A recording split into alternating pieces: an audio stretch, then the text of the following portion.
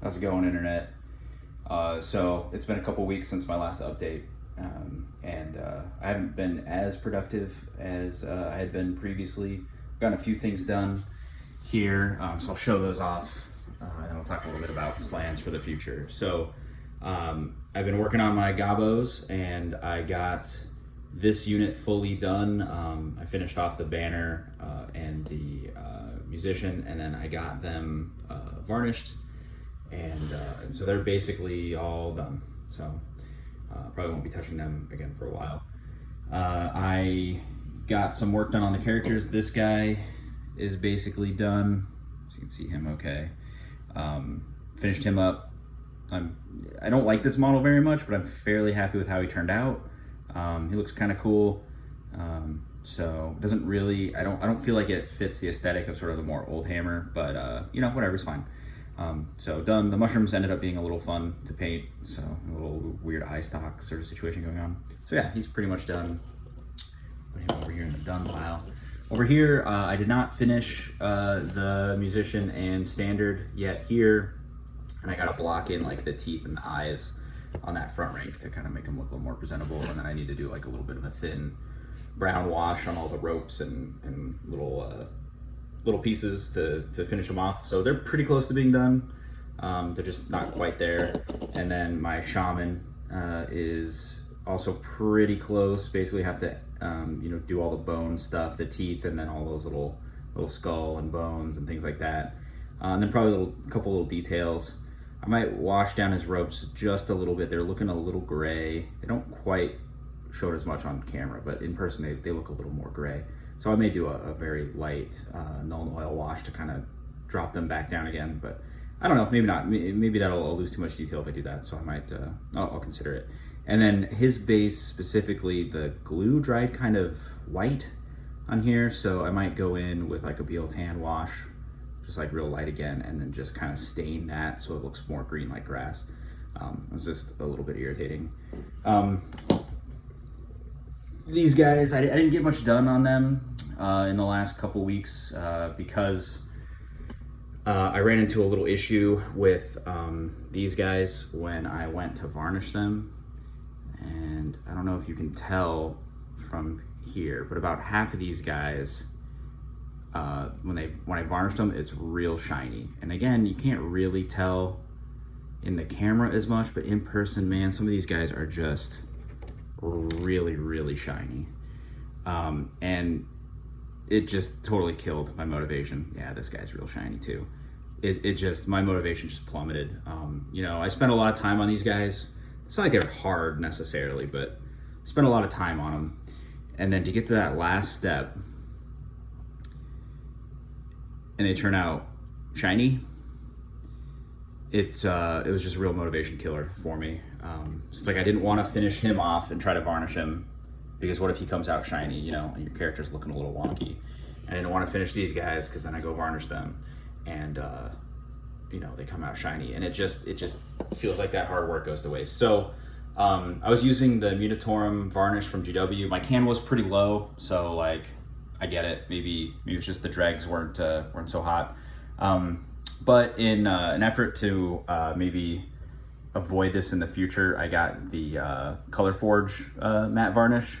So I'm gonna try maybe spraying a couple of the guys that are a little shiny with this to see if it drops the shininess back down. I also have another trick that I can try, a little bit of watered down PVA glue. I've heard it does the trick as well. That's something Peachy talks about if you ever watch his videos, which I recommend, of course. So hopefully that'll get them back where they're supposed to be, but God, what a motivation killer. But anyways, yeah, so that's that. I'm gonna be working on these guys a little bit this week, maybe finish off this guy and my other shaman character by the end of the week if I can. And then just because I missed last week, I'll just let you know, I did go to another used mini market and I got quite a few things. So one of the great pickups I got was a bunch of old Eldar metal stuff. So I got Eldrad. I've got 4 Warlocks. Whoops. 2 of them are the same, but that's okay. I got this old school 2nd edition Warlock. This guy's probably lead. He's awesome. I absolutely love that mini. These are bagged here, but I got 2 more Farseers, so 1 3rd edition era and 1, I think, 5th edition era. The 3rd edition guy, I don't know if you can tell, but his Shining Spear is broken in 2, so I'm going to do a modeling project to try to sort that out. And then this is some existing stuff and some new stuff, but I did get a new 3rd edition Wraith Lord, so I've got, in here is 2 Wraith Lords and a Warwalker. The other ones from a previous like mini swap sort of situation.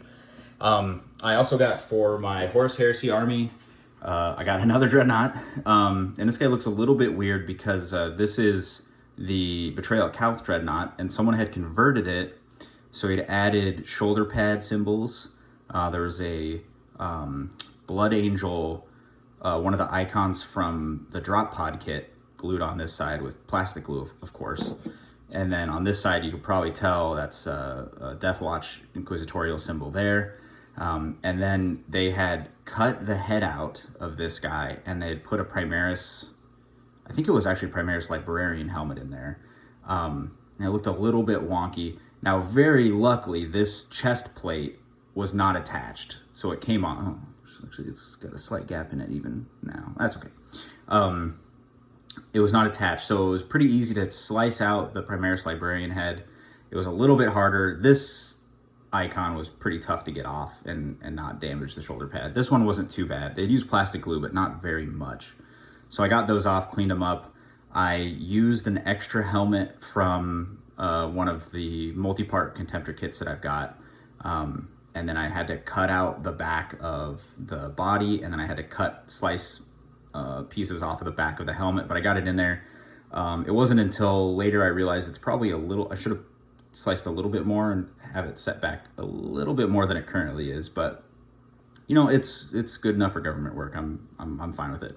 So another Dreadnought. I've not decided if this is going to go into my Iron Hands or it will be my 3rd Contemptor for my Iron Warriors. They already have a Betrayal at Calth one, so I don't know. Or I am planning Blood Angels as my actual army for most of 3rd edition, so I want to get these Iron Hands done, and they're just going to be one and done for the most part. But I might spray him red and use him for my Blood Angels. I'm not sure, but I've got him. I also picked up for Horus Heresy at the model swap. Put it upside down. I got a Predator tank, and I got a Scorpius. So again, I think the Scorpius is probably going to go into my Iron Warriors. The Predator, I'm kind of just holding off to see who's going to use it. Maybe Iron Warriors, maybe Iron Hands. Probably not Blood Angels. Blood Angels, I'm going to try to do like a drop pod force. The day of recording, the drop pod just went, the new like 2 drop pod box set just went on pre-order. So I've been watching videos of people building that, and they look super fun to build. So that's mostly gonna be a drop pod force. So tanks are gonna be pretty sparse in that army.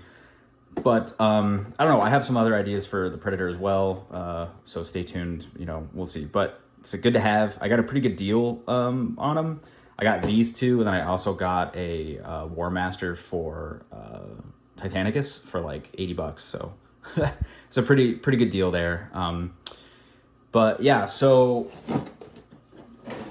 I guess the only other thing I've been working on, and I don't have, maybe I'll insert a picture of it here, but I have been at work just working on all of the bases for my Iron Hands. So I've just been spending my lunch hour putting a texture on bases and then dry brushing. So I'm going to hopefully get all of the bases done this week.